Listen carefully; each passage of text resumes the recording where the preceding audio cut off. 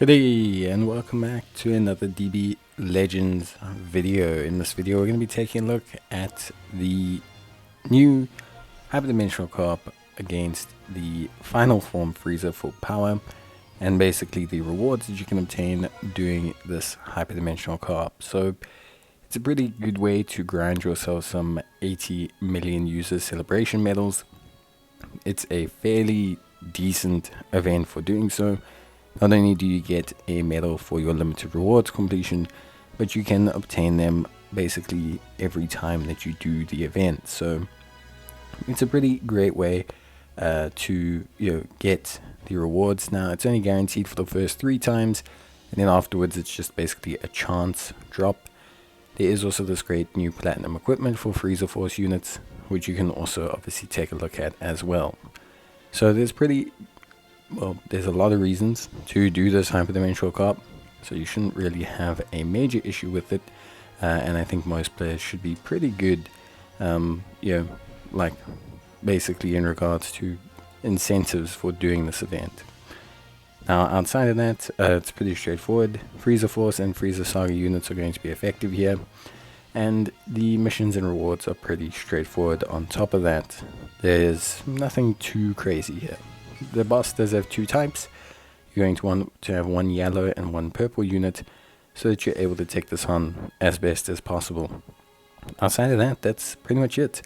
In terms of effective units, there's a couple choices that are event exclusive or free to play, so you have a decent array of units to choose from. I don't think you need to specifically choose any of them. You should have a pretty decent idea of which units to kind of roll with. So all in all, a pretty good run-in.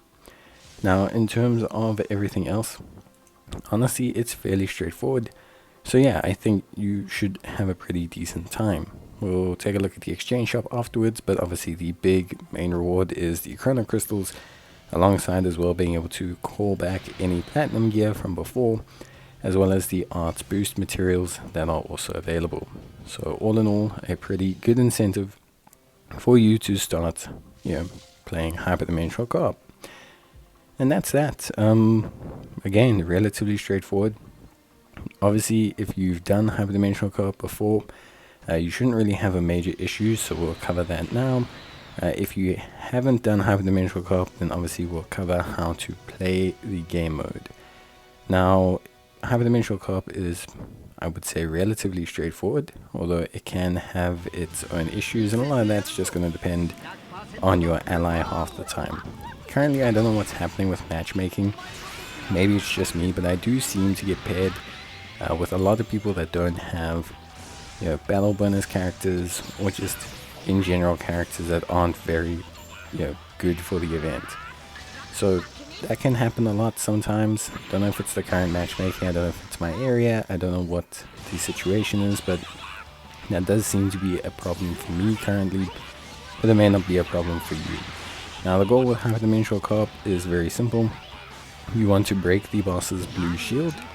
The moment the blue shield is down, you want to use the Rising Rush at the same time as your ally, so that you can do some pretty intense damage and take out the boss pretty easily.